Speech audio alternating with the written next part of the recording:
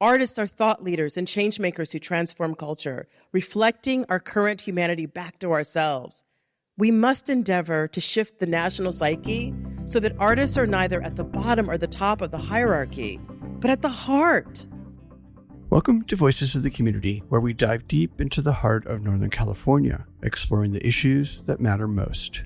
This episode is part of our second season, shining a spotlight on the vibrant and resilient arts and culture scene, a driving force in our community's identity and well-being. Our second season features highlights from the second annual California Arts and Culture Summit, organized by our partner, California for the Arts. This year's theme, Artwork is Real Work, underscores the vital role artists play in our economy and well-being, despite often lacking the support they need. We'll hear from leading voices on topics like arts and health, economic justice, climate change, youth engagement, and more, all with a focus on the public policies needed to support our creative industries. The summit's opening ceremony featured Nefesha Yisra'el from California for the Arts, Leticia Rhi Buckley from Plaza to Cultural Y Arts, and Julie Baker of California for the Arts, along with the keynote speaker Nataki Garrett of One Nation, One Project, and Arts for Everybody. Let's give it up one more time for Miss C and Studio C Arts and Entertainment. My name is Nefesha Yisra'el. I'm the Director of Programs with California for the Arts, and welcome to our second annual Arts and Culture Summit. And I'm going to share one really short thing, and then we're going to have our land acknowledgement. I'm a poet, and I just wrote a short thing. We each live many lives, unique, beautiful, painful, and incredibly meaningful lives. And if we are lucky enough, we get to live many lives in this one life we are given. We share this moment of our lives as a gift, one that we must acknowledge, embrace, and remember. In this moment, we must remember the humanity in the next person, the person next to us, across from us, behind us, and in front of us. We are here to grow and develop a world that we can be proud to say is one that we helped formulate. As we go through this day, let us remember the humanity that surrounds us, the humanity that we each so diligently pour into and serve with a voracious love. As we learn and share, I want to remember a quote by one of my life guides, Maya Angelou. When you learn, teach. When you get, give. Next up is Leticia Rhi Buckley, and she will be giving our land acknowledgement. Thank you. Good morning. Good morning. Good morning. That music took me back to high school, but then my glasses brought me back to my 50s. So don't mind me. Good morning, everybody. Buenos dias. No. We got to do that one more time. Good morning. Oh, I like it. It is so wonderful to be here to see so many friends, familiar faces, colleagues. I hope you're ready for one amazing day. You didn't know that was a question. All right. Welcome to Sacramento. The history of the Sacramento area and the people is rich in heritage, culture, and tradition. This area was and still is the tribal land of the Nisenan people. Sacramento was a gathering place for many local tribes who have lived throughout the Central Valley and the foothills for generations and were the original stewards of this land. We acknowledge the southern Maidu people to the north, the Valley and Plains Miwok and Miwok peoples to the south of the American River, and the Patwin Wintun peoples to the west of the Sacramento River. We also honor the Wilton Rancheria, the only federally recognized tribe in Sacramento County. We acknowledge that we are standing on the tribal lands of Sacramento's indigenous people. We acknowledge people of African descent brought to this country and indigenous land, whose labor and bodies have been and still are exploited and brutalized. We honor their ongoing resistance to genocide and colonization. We recognize the role arts and cultural institutions, policies, and systems have historically played in upholding colonial practices and are working to decolonize those systems through our conversations here today and in our daily work. We thank Showing Up for Racial Justice in Sacramento and Sacramento Native American Health Center for providing resources for this acknowledgement. And now, I would like to take just one moment to thank the staff of Californians for the Arts and California Arts Advocates. Thank them for bringing us together and feeding our mind, our body, and our soul. And without further ado, please welcome CEO of California for the Arts and California Arts Advocates, Julie Baker. Good morning, Sacramento, California Arts and Culture Summit. How we doing? Are we feeling good? Excellent. I'm so glad. It is such a joy to see you all here today. And come on in. There's plenty of seats in the front. Don't be afraid. I don't spit. At least not that far. So I've got all my timing here. I got to start my timing so I don't go off, right? Because I tend to, anyone know me? I'm pretty verbose, right? So sorry for that. We're going to go to the next slide. There we go. All right. So California for the Arts and California Arts Advocates. I want to just tell you a little bit about who are your hosts? Who are we? I mean, hopefully most of you know about us and have come to some of our webinars or the event last year or Advocacy Day and all the things that we put together. But we're two separate organizations, a C3, a nonprofit, and a C4 lobbying organization that share a small but mighty team and a vision. With the support of our members, thank you for the members. Shout out if you're a member. And to our partners, thanks to all the partners we work with, we work to fortify and empower the cultural sector and end the era of the starving artist. Yes? In the last 5 years, we have seen historic legislation and unprecedented funding for the arts, culture and creative industries, and workforce here in California. You all made that happen. So give yourselves a round of applause. We have seen a narrative shift in the perception of careers in the arts as legitimate work. Artwork is real work. Can I hear you say it? I'm going to say it. Artwork is real work. Artwork is real work. And I have to give a shout out to Kristen Dolan from the California Desert Arts Council. Are you here, Kristen? Because Kristen is the one who coined that, and then the Office of California Office of Small Business Advocate, Tara Lynn Gray, who was with us last year, wrote a blog post about artwork is real work, right? So that's what's happening. We're infiltrating. So it's legitimate work and the creative industries as critical to California's economy. This is the narrative shift that you are all engaged in, and the essential role artists play in responding to civic issues and infrastructural innovation. Next slide, please. I do have to just acknowledge this team that is really working incredibly hard with dedication and passion to bring this work to reality, right? How many of you produce events? Events are a big deal to undertake, and we're a virtual organization. Our team is all throughout the state of California, Fresno to Ventura to Nevada City, where I live. We are everywhere in the state of California, and I just want to thank the team for their incredible hard work. So join me in thanking them. Next slide, please. I also want to thank our board members. We have 23 amazing board members around the state of California. If you're a board member, please stand up right now and say, I'm here. If you're a former board member, I want you to stand up as well. Thank you to our board members. Next slide. Thank you. Hopefully you noticed some of our new branding. Not only we undertook this last year introducing new websites, new brands, new logos, and actually slight change of the name. California Arts, California for the Arts versus Californians for the Arts. Part of that was because many of you confused it anyway. And we wanted to really put the logo together, right? So we're grounded here in California. We know the arts and culture are essential to California. This is our grounding with the CA in the middle. So hopefully you visited our new websites and you get a chance to download many of the resources. And thank you to everyone who comes up to me and to our team and tells us, we use your resources. We use them in our community, and we use that to build the case making. So thank you for that. We're also launching a strategic plan, and I'm going to give you some preview to that. We've hired Salvador Acevedo of Scansion and David Holland of Westaff, two of the most brilliant people I know, to work with us. And next slide, if I could. One of the things we are absolutely committed to as an organization is cultural equity. Now, everyone has to come up with their own definitions of what things mean for your organization, and this is our definition. We advocate for the redistribution of power and resources so all of California's diverse cultural communities have the autonomy to hold and share joy, exist in physical spaces, guide public policies, and secure investments to contribute to the state's civic and spiritual life. Next slide.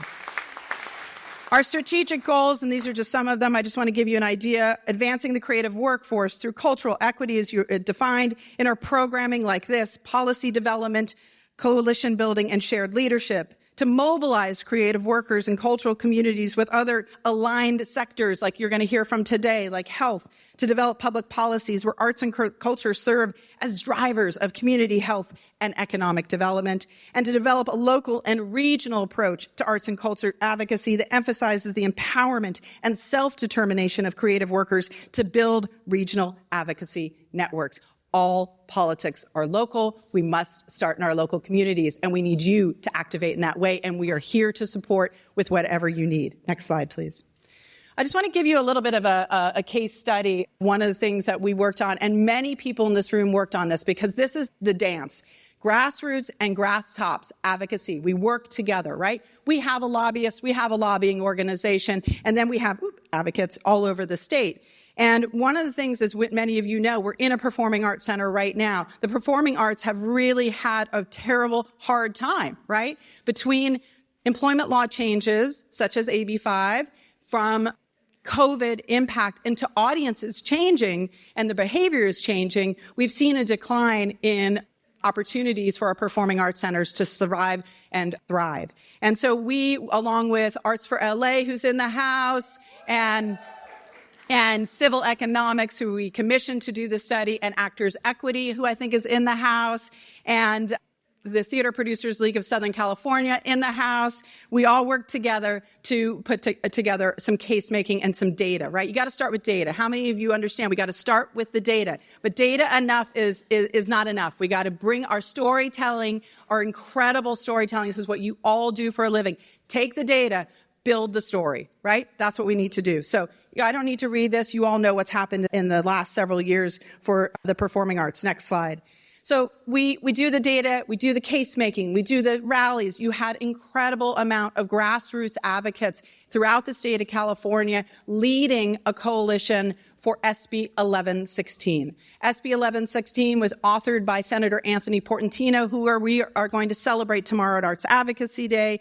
And it's a way to help those organizations, small nonprofit performing arts organizations, with their payroll costs, because this is what's really increased, not alone production costs and all the other things, but due to employment law change. Now, let me just say this. Many people said, why aren't we getting exempt from AB 5? And I'll tell you this. We want art workers to thrive in California. They need to be paid a living wage. We should not be fighting to get rid of that. So what do? We work together with you. We work on the case making. We work on the advocacy networks to build all of this. We support in strategy and then all the social media that goes along with it. And then we hopefully get public policy like SB 1116 that was signed into law. It has about $12 million attached to it, even in this budget time. And we're going to see it implemented with the California Office of Small Business Advocate. We have a 2-hour meeting scheduled with them tomorrow to talk about implementation. So advocacy does not end when the law gets signed or the money gets attached to it. You have to hold the agencies accountable. You continue to have a role, whether that's in your local community or whether that's at the state. That's our case study. And for those who are involved in it, thank you. And raise your hand if you were involved in the SB 1116 coalition. Anyone signed a letter for it, you were a part of this. Thank you. Next slide. Part of our work, too, is that we also do research ourselves. So some of you, 1,600 of you actually responded to a survey we did the first quarter of this year. Thank you for that. And this really helps us to understand what's going on out there, because obviously our 23-person board member, our 9-person staff has hopefully our eyes and ears on what's going on, but we need to hear from you, because this is how we do it together, and this is how we ensure that this is not done from a top-down perspective. This is done from all of us working together. So individuals and organizations, you can see common insufficient public funding. You're not going to be surprised by that. You can see where they came from. You can see what the challenges are, and some of them I've already spoken to. So lack of access to affordable housing. This is a consistent theme that we hear. It doesn't matter where you live in the state of California. We know this is a crisis. What is our role in that? How can we help to impact policy change that's going to help artists and cultural bearers and organizations to be able to stay in the communities they help to build, right? We do not want artists to get kicked out of the communities they're helping to build. And I'm so pleased because we were able to get a bill passed with Tasha Borner, who I saw last night at the Sheraton. She stays there 3 nights a week because this is what our lawmakers do. They come here for 3 nights, and then they go back to their homes, right? They are civil servants. They are working extremely hard, earnestly, some maybe not so much, to solve problems. And that is what legislation should do, is solve problems. And you have to bring the problem to them for them to solve. So this gives you an idea of what we found. Next slide. Thank you for reminding me. What are our policy priorities coming out of this then? So 82% of you that took the survey said you would advocate for increased funding for the CAC, the State Arts Agency. Thank you, because I'm going to show you a slide why that's important. You also said you would diversify and increase sources of state funding for the arts through cross-sector initiatives. That means, like, let's talk about arts and health. Let's talk about arts and small business. Let's talk about arts and transportation. Let's talk about arts and housing. Let's talk about arts and ending poverty. Let's talk about arts and youth. All of the ways that we know you're making an impact, we should be invested in, paid for that work, and we should be celebrated for what we do. Yes. Increase access to affordable housing in our workspaces, as we talked about, and to social safety nets for the self-employed. We still have people who are self-employed, right? We got 1099 workers in our industry, a lot of them. What are we doing to make sure that in between gigs, they are surviving? What are we doing? Nothing yet, but we're going to change that, right? Next slide. Top motivations to participate in advocacy ranked in order. This is from you. When a trusted colleague, friends ask me to advocate, I show up. Does that feel true for you? The policy change directly impacts my work or livelihood. The issue educates policymakers on the value of the arts, even if it doesn't directly impact me, which I love. Thank you for that. Right? Because we cannot just be thinking about ourselves. We need to think about collective impact. We need to think about each other. We have to care for each other in this moment in time. And participating makes me feel like I'm building a movement. Yes, we are. And 77% of you are likely to take action in some form of advocacy. Next slide. Important to our work is also showing how much impact we have. And sometimes I'm like, oh, we don't need this slide. But then I remember not everybody, even in this room, knows how important you are to California's economy. And it's not just about economy. I understand that. But the economy is what we need to talk to our lawmakers, because the economy right now is the big conversation, right? We've got about a $72 billion deficit in California. They just shored up $17 billion in cuts. It's going to continue. It's going to be a tough 3 years. But we need to continue to build the case making that says we are important, we are essential. In fact, we are $290 billion in economic output. This is just arts and culture alone, for-profit and nonprofit. 8% of the California economy, close to 850,000 jobs, and $507 billion in gross value added when you do the whole of the creative economy, almost 2 million creative workers. You're talking about, with ripple effects, almost $1 trillion for the creative industries. We are ahead of agriculture, transportation, construction. Are you with me? That's right. The arts and culture and creative industries are essential to California. It is our job to illustrate that on the daily. Sorry, we cannot do it once a year. We have to be consistent in our advocacy. Next slide. This is just quickly, some of you have already seen this. This is where we are with state funding and why we need to continue to advocate for the CAC. For in the year 2003, the CAC was at $30.7 million in local assistance funding. And if you adjust for inflation, that's actually an old number. We should be at $54 million if you adjust for inflation. And I believe every one of us has to adjust for inflation. Have our costs not gone up, right? Okay, 10 years. That agency's budget was $1 million. I'm sure many of you in this room remember that, and many of you, like in this room, including I can always see Rick Steins. There's Rick, fought for this, and we hired our lobbyist, Jason Schmelzer, who's amazing. And you can see the stair step, right? 8 million, 15 million. We had a year where we had the largest increase of 10 million. We got one-time funding over COVID. That was incredible. 60 million for the Creative Corps. How many of you are involved in the Creative Corps? I love the Creative Corps. I think the Creative Corps is what we need to build. It shows how artists should be employed in service to civic issues for public good. Sorry, I get fired up about the creative core. I see you, Kern. Kern County has amazing statistics about what they've been doing with the creative core. It is an incredible program.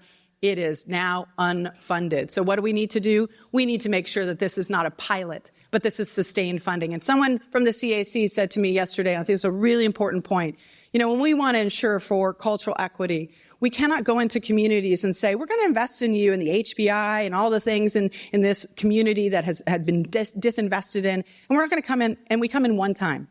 And we get you excited, and we give you the money, and we do these programs, and then we leave. And then you're right back, and maybe even we've caused more harm. This is not a thing that we need to continue. We need to continue with sustained funding. We cannot continue the harm that we are doing to communities by saying we're investing in disinvested communities one time. That is not going to change the system. All right, I got to look at my timer. Ooh, I got 5 minutes. Okay, next slide. How has arts advocacy changed? All right, record number of people. Okay, COVID was awful. COVID continues to be awful. Many things in this world continue to be awful. I don't need to list what's going on in our world. But one of the things that came out of it, the silver lining, is that we had so many more people engage in specifically arts and culture advocacy. You have stepped up, and we have seen that if we mobilize and we build these new coalitions, we work very closely with for-profit organizations that represent independent venues like NIVA, National Independent Venues Association. We work with Cal nonprofits. We work with all these different organizations. California Association Museums is in the house, and Association of California Symphony Orchestras. And there's all these people all around the state and the United States working to really change how our arts and culture are perceived in our public policies. And so that's what's happening now. And it's incredibly exciting to see. So we need to continue that, though. We cannot just engage when it's urgent. We have to engage consistently. That's how change happens. So these are the other things that we've seen how arts advocacy has changed. Next slide, please. The other thing is that I think I've talked about this. I said it at the top of my conversation is really, for so long we've come to talk to policymakers and we're like, you don't invest in us enough. We're under-invested in, right? Well, what sector doesn't think that, right? So that's not a compelling argument. We can't come with our hand out. We can't say, we need your help. We need to walk in and say, we got you. We are part of the solution. And you have underutilized this workforce for far too long. And stop taking advantage of us and use us when you need us, right? When they're saying, oh, can you come? And this is my friend Brandon from Actors Equity always says this. Artists are always asked, can you do it for exposure? You'll do it for exposure, right? He says, you'll die from exposure, right? So let's get real here. This is an underutilized workforce. The creative core is showing that. We can prove with data and with impact in all the different issue areas. We've got so much data around the impact of arts and health. Do you know that if you engage in arts activities once a month for a year, it can extend your life by 10 years, which means everyone in this room is going to live to 200.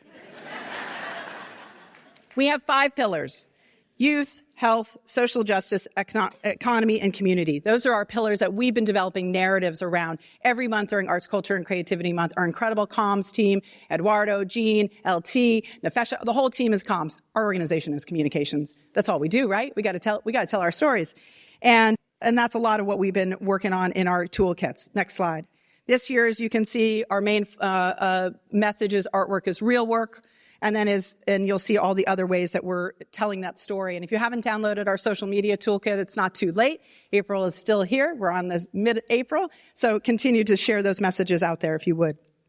Next slide. And next slide. All right, so just quickly some highlights in terms of our collective impact. And some of the images you'll see on the left are also from older Arts, Culture, and Creativity Month pieces that we've done. And Artists are Second Responders was a narrative that we've developed that a lot of people respond to. And I think there's so much more that we can be doing around that. And I look to all of you, the storytellers in this room, to help us build that. But, you can see some of the highlights here. In 2020, when things were really bad, we were able to get $50 million with our friends at CAM, for example, and Cal nonprofits for cultural institutions. The very beginning, we could talk about first closed, last to reopen. We weren't even in the guidelines. Remember that? Remember when we weren't in the guidelines? And they were like, yeah, when the COVID's over, you can reopen. We're like, this was at the height of COVID. What do you mean? So we organized a task force. We had 50 people in our task force from top to bottom in the state of California. We were able to meet directly with the Governor's Office of Business and Economic Development, the Department of Public Health, and we were able to say, you know, arts organizations and arts workers actually take care of people, right? You're allowing bars and bowling alleys to be open, but our performing arts centers need to be closed? That makes zero sense to us. And that was a lack of education. They didn't understand how we take care of our patrons. We care about how things are safe. Public safety is extremely important to every venue I've ever worked with. So we were able to get the reopening guidelines together for live events. And that was really the beginning of our deeper relationship with the Governor's Office of Business and Economic Development, headed up by Dee Dee Myers.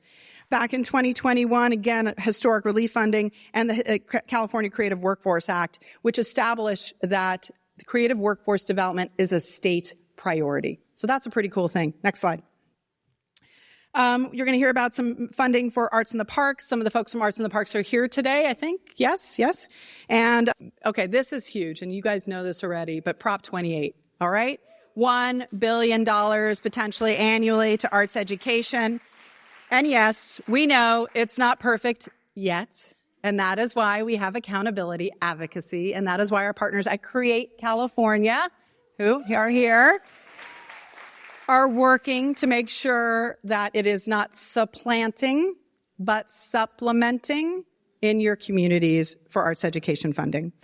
Well, last year, we were able to get $1 million passed in a very tight budget for something called the California Creative Economy Strategic Plan. This was something we saw modeled in the state of Washington.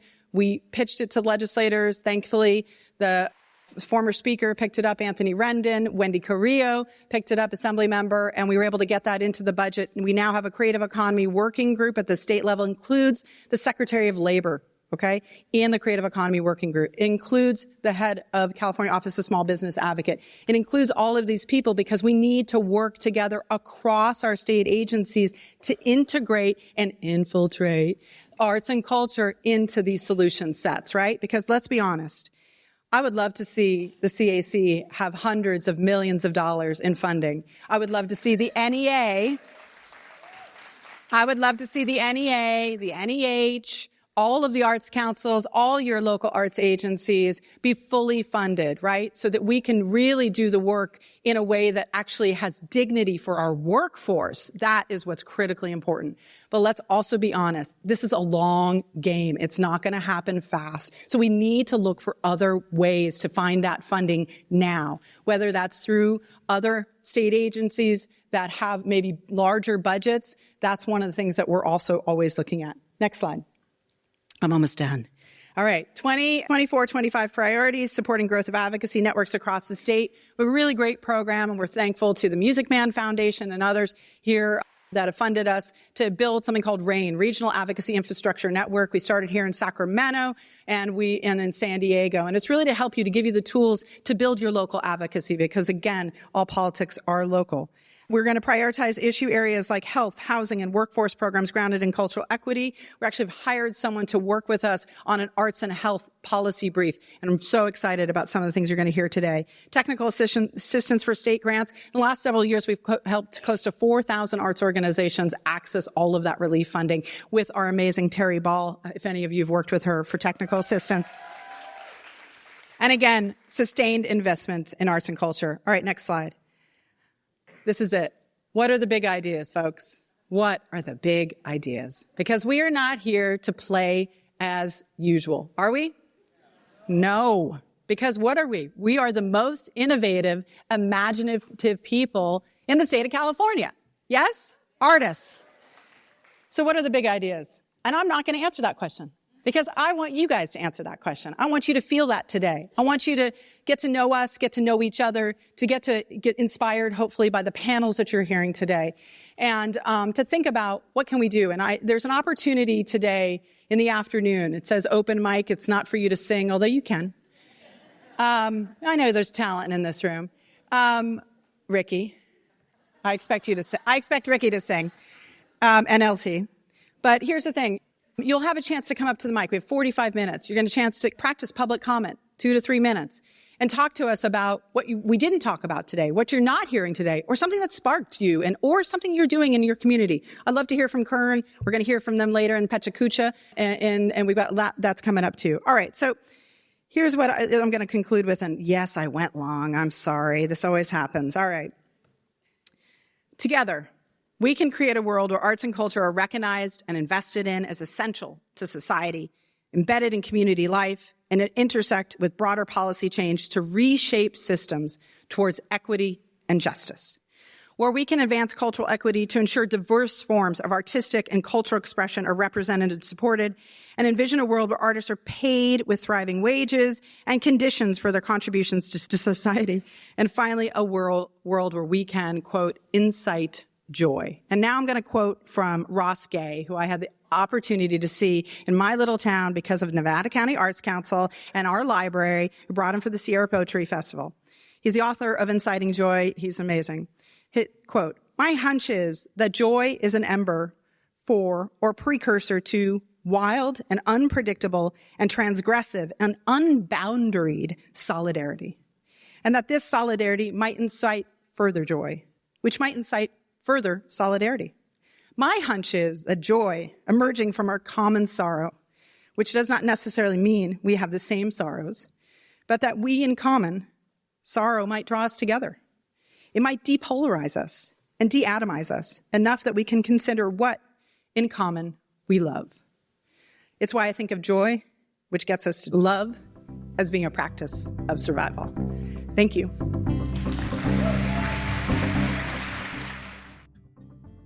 Welcome back to Voices of the Community, where we delve into critical issues facing Northern California communities. Voices of the Community is made possible by generous support from the Zellerbach Family Foundation, dedicated to ensuring vibrant work is created, new voices celebrated, and diverse communities have opportunities to thrive. Learn more at zff.org. We're also supported by the Peaceful World Foundation, fostering a culture of global peace through hosted conversations and education. Discover more at peacefulworldfoundation.org. Before returning to the summit, enjoy an excerpt from our one-on-one interview with Deborah Cullinan, the Vice President for the Arts at Stanford University, who moderates the panel on arts and health and will be featured in our next episode. Hi, my name is Eduardo Robles with Californians for the Arts and Voices of the Community. We just got out of the Arts and Health panel, and I have our moderator, Deborah Cullinan, and we just wanted to do some follow-up questions on some key takeaways from the panel you just moderated, just projects. What's your takeaways on kind of cross-sector partnerships, on research emerging, on arts and prescription, on basically the topic areas that you guys were covering? What are you taking away, or what are you offering to the public to take away? Yeah, thank you. I think I'm taking away a couple of things. And one of them is that it's unequivocal. We know that art and creativity in our lives, early, often, and always, is good for us. 2, we can integrate art and creativity into the systems and structures that make up our lives. And in the case here, into healthcare systems. We can do it. And I think the third is just try. Like, my message to people is, if you can find a few people on your college campus, in your community college system, in your local community center that believe that being able to prescribe art and creativity to people will help advance their health outcomes, help them to be happy and healthy, then find a way to create a system and test it. Gather the evidence and then tell the story of impact. I think the last thing that I would say is this work is really about systems change and integrating into systems or creating new ones. It's about being bold enough to believe that we can, because these are our systems, they are our institutions, and they need to be designed by us and made for us and for the communities that they serve. And we can integrate into those systems, but it is culture-changing work. It is changing your heart and your mind and engaging you in a way that will help us to change the system, right? So the last thing I will say is I think this panel painted such a beautiful picture of what the future can be. a picture that is about creativity and health and well-being, and people everywhere, no matter what, who want to be here and are engaged in all of the ways that human beings should be engaged. Thank you so much, Deborah, for your key takeaways. Joining our roaming reporter Eduardo Robles from the California Arts and Culture Summit is Liz Luke, the Executive Director of Living Jazz. Liz leads an organization dedicated to enriching lives through the power of jazz music, education, and community. Stay tuned to hear her insights on the transformative role of arts in our society. We're here at the California Arts and Culture Summit, and I have with me Liz Luke, Executive Director of Living Jazz. and also a board member of Californians for the Arts. Very proud board member. It's a great board. Yeah, so today, we're celebrating Arts, Culture, and Creativity Month this April. The theme is Artwork is Real Work. The summit revolved around the theme Artwork is Real Work. What were you most inspired by that theme? I was really inspired by the talks around how art impacts wellness, social wellness. We work with a lot of youth for my job, and we've just seen so many issues. Like, for example, the amount of prescriptions our nurse has to deal with doubled after the pandemic. And we have a lot of kids who are facing depression and mental health issues, and we get calls from the parents saying, we're sending your child to your camp. Can you please help? And the arts is healing. We really do heal and transform their lives. So great to hear more about that from others. Yeah, we're seeing like different models of how, art and culture is being, deployed for solutions. How do you feel being part of this movement? You have a youth focus, but are you inspired, to take home any of these strategies? Oh yeah, I was writing notes in my journal all day. I got a million ideas to take back to my team. It was just real great. It's inspiring to get people from all over the state of California and hearing different interpretations, and no one has all the knowledge, so you just pick up little nuggets and you take it home, and that's the point of these conferences, right? Take home those knowledge, those learnings, those kernels, and bring it back and put it into your own little community and system. So what's the importance of like a summit like this? I think it's really important to get all of the power, all of the community, all of the resources in one space. Everything just happens so much faster. Partnerships happen, resources are redistributed, ideas are shared, and it just expedites the timeline a bit more. Thank you so much, Liz, for taking the time to let us know how our work is real work. And our work is real work, that's right. Thank you so much. Let's rejoin the summit's opening ceremony and hear from keynote speaker Nataki Garrett, who champions artists, especially those from marginalized communities, and advocates for structural changes in arts organizations to better support artists' financial security and creative endeavors. All right. Am I ready for our keynote? It's my pleasure to introduce Nataki Garrett. Nataki is a changemaker, trailblazer, and is the CEO and executive director of The Ladder Approach, executive coaching, as well as the co-artistic director of One Nation, One Project. Are you familiar with that? It's so awesome. And is leading their national arts and health initiative, Arts for Everybody. In 2020, she co-founded the theater advocacy organization Professional Nonprofit Theater Coalition, a national coalition organized to help the theater industry advocate for the $15 billion shuttered venue operators grant of historically unprecedented funding from the federal government. Because why? Because we can do that. Nataki Garrett served as the executive and artistic director of the Oregon Shakespeare Festival and the acting artistic director of the Denver Center for the Performing Arts. Her vision is to support artists, to manifest innovation, to inspire creativity, and to ensure the future of performance by centering artists as thought leaders and change makers who transform culture. An accomplished director and producer of stage, film, Garrett created and produced Quills Fest, the first of its kind event intersecting XR and theater, as well as the Cymbeline Project. Garrett is executive producer of films You Go Girl and Ashland. Additional awards and recognition include the Bronze Telly Award, the AMPA Creative Innovation Award, the Ammerman Award for Directing, the United States Artist Fellowship, and the National Directing Fellowship from the National Endowment for the Arts and Theater Communications Group. Garrett has served on nominating committees, panels, and countless juries supporting artists around the world.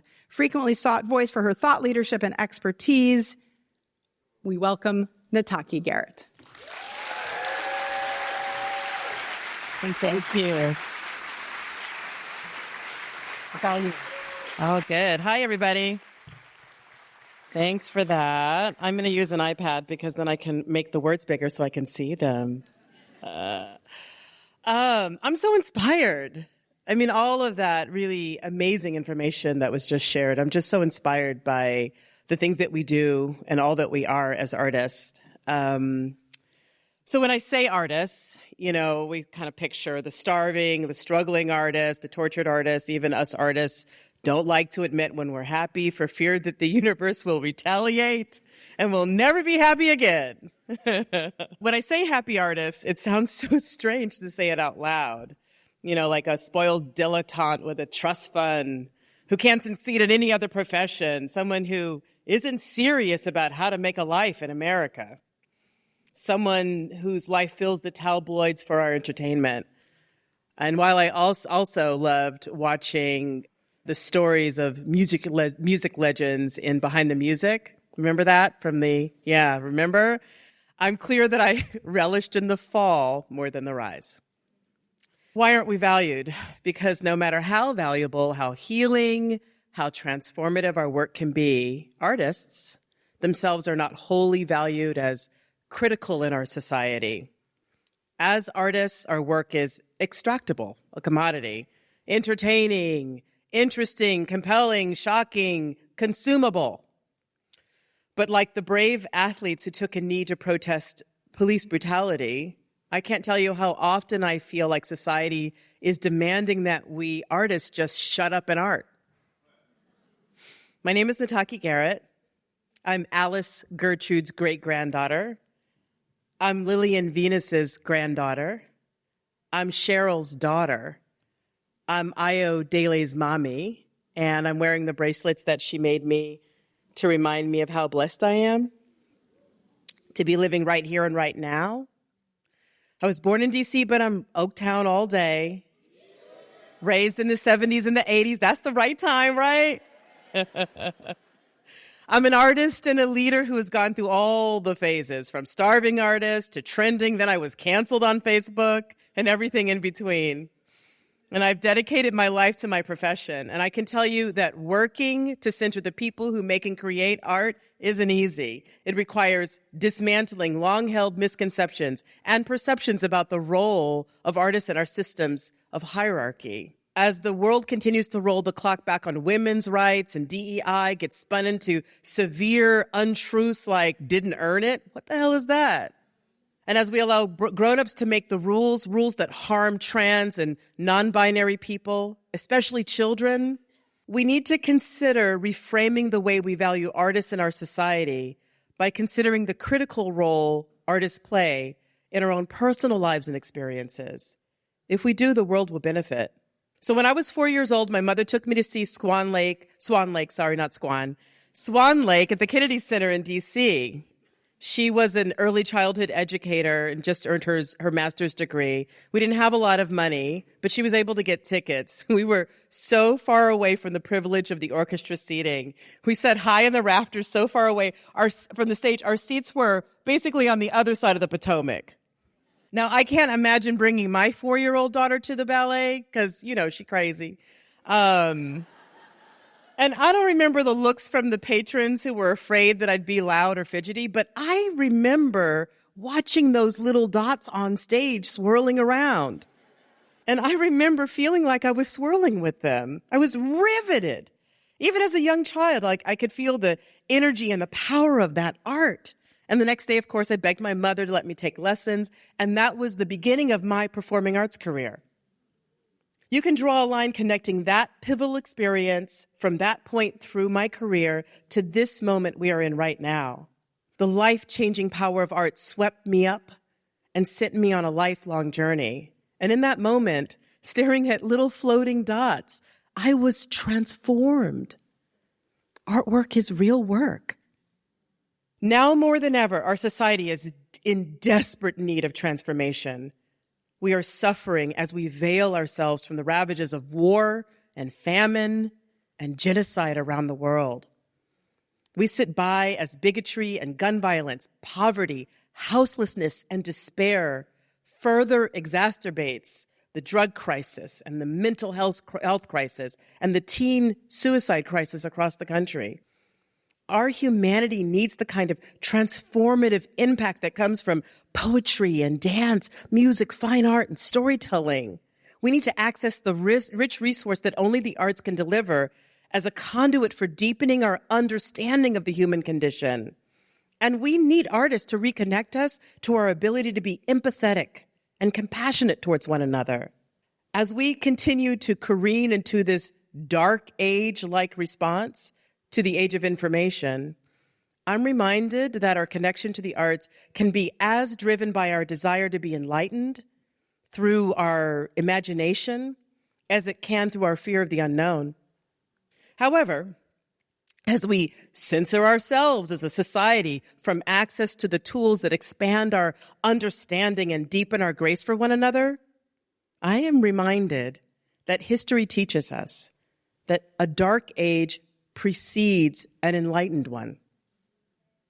And enlightenment is fueled by the ingenuity, curiosity, and fortitude of people who explore, express, and examine our world through art making. And with that in mind, why are we always trying to prove that the work we do is real? For example, during the pandemic, I, an artist, founded the nonprofit Professional Theater Coalition to advocate for federal funding. You heard all about that. You know, the beginning of the work, we asked if we could procure funding to help support our artists who were connected to our theaters, and we were laughed at. One lobbyist said that the federal government would never give us money to give to artists. That's what unemployment is for. And it was laughable that we would want to even try. So why laughable? We were representing some of the most impactful arts organizations in the country. One would think that the primary purpose of an arts organization, especially one as well-resourced as my former organization once was, would be the very place that the federal government would rely on to provide funding for artists. After all, we were their primary employers. And why the cynicism? I believe it's because we don't live in a culture that sees the need to support artists. We regard arts making and practice as more a hobby than a profession. And yet hundreds of thousands of artists around this country drive so much of our economy. How can we continue viewing an industry that makes up more of our GDP than agriculture and mining combined as a luxury or a frivolity and a purview for the elite? There are more than 2.5 million arts and culture workers in this country, and yet we cut art programs in schools, even though we know that students who participate in arts education are more likely to go to college than to jail.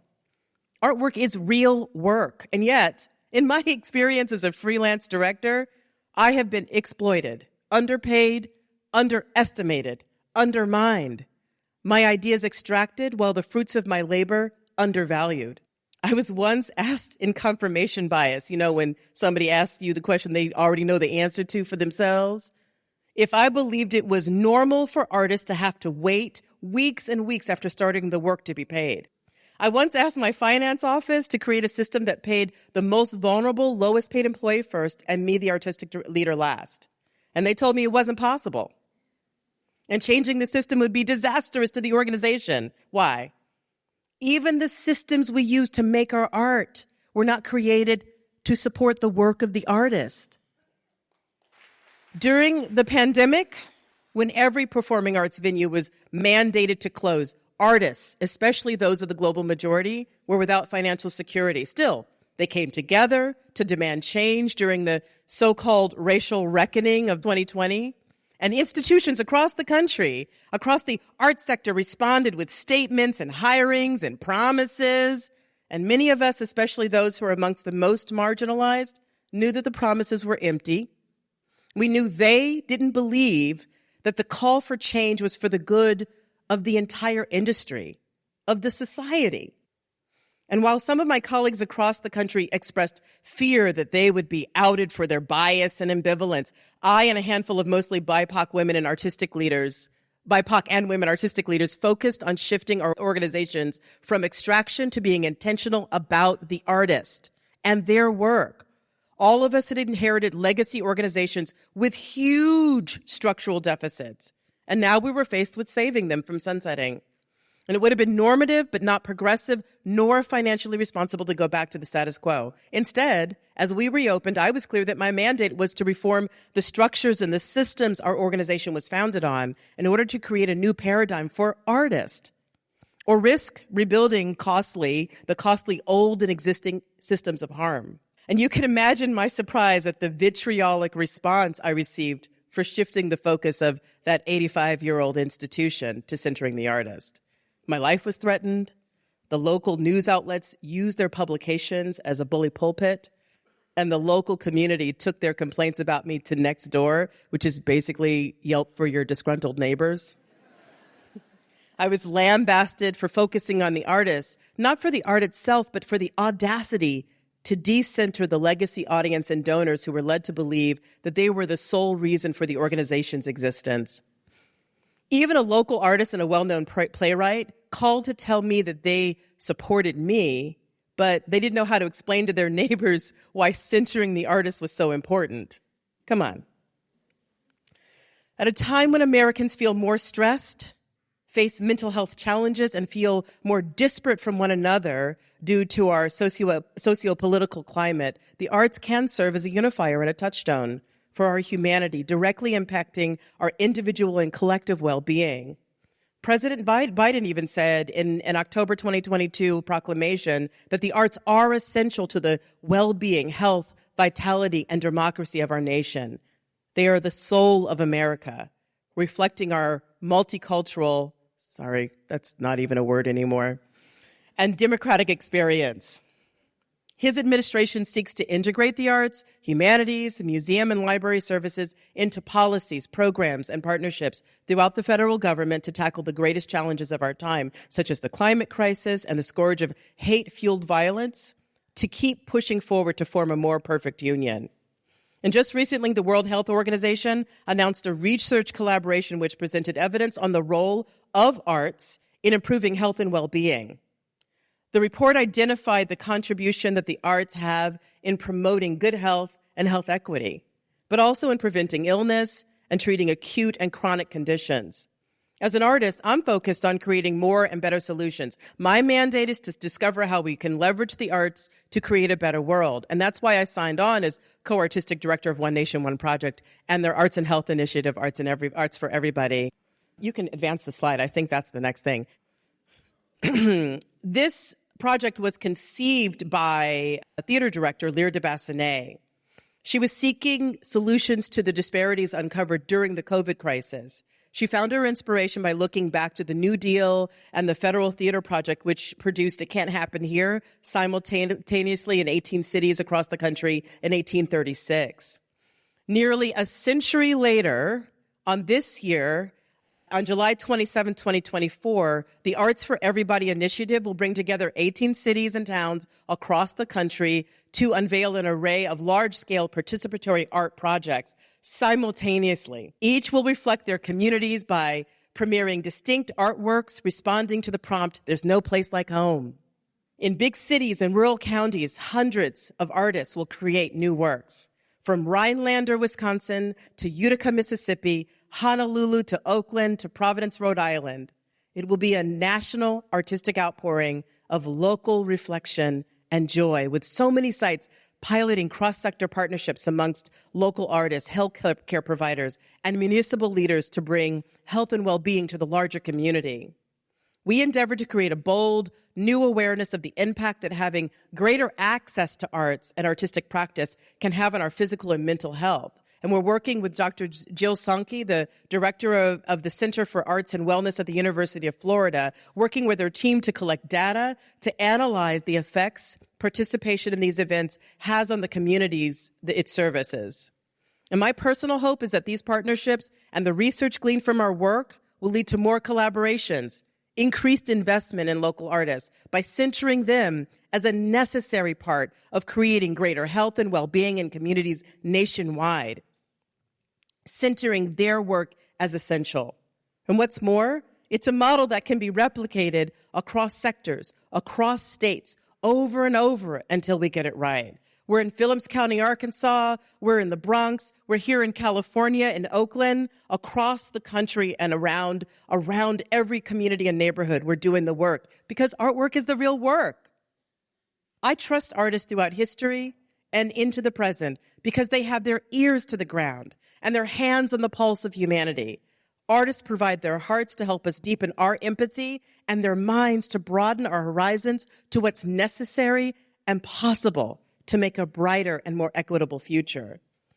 And to support that future, I maintain that instead of being extractive, our world must be transformed to include intentional ways for artists to thrive. We must be intentional about the artist, about how we train them to make art, how the art they create, the resources they need, where that money comes from, the access and disability support that is required for them to be successful, the audience that is being invited, and consciousness about the future projects that they are birthing. From museum curators to the performing arts makers to craft artisans and community choirs, the entire support system that surrounds the art and the artist must be intentional, with everybody pointed towards the same goal, because it is the real work. Artists are thought leaders and change makers who transform culture, reflecting our current humanity back to ourselves. We must endeavor to shift the national psyche so that artists are neither at the bottom or the top of the hierarchy, but at the heart. We do this by empowering them, hiring them, paying a living wage, by supporting their work, by uplifting their messages. I believe the artists and their work is a prescription for a better now and a brighter future. And the prescription pad reads, artwork is real work. Thank you.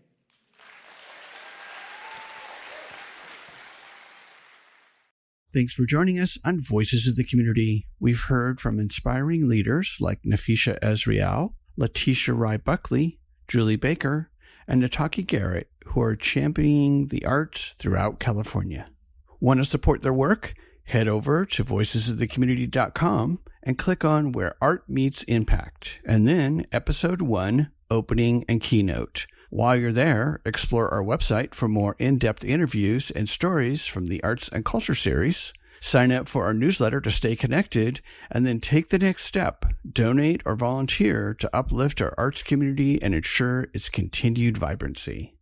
Today's episode was made possible through our co-production partnership with California for the Arts at their second annual California Arts and Culture Summit. Special thanks to our technical crew, audio and video wizard Eric Estrada, and our production partner Bayvac Media and their team, Paula Argoni, Andy Konami, Javon Giles, and Clay Go. Thanks to Casey Nance from Citron Studios for the graphics magic. A special thanks to our broadcast partners who help share these important conversations. KSFP LP-FM in San Francisco, KPCA LP-FM in Petaluma, Petaluma Community Public Access TV, and Bayvac Media's SF Commons Public Access TV. Thank you for your commitment to amplifying diverse voices and perspectives. Please support these partners and our mission by tuning in and spreading the word. Voices of the Community is made possible by generous support from the Zellerbach Family Foundation, dedicated to ensuring vibrant work is created, new voices celebrated, and diverse communities have opportunities to thrive. Learn more at zff.org. We're also supported by the Peaceful World Foundation, fostering a culture of global peace through hosted conversations and education. Discover more at peacefulworldfoundation.org.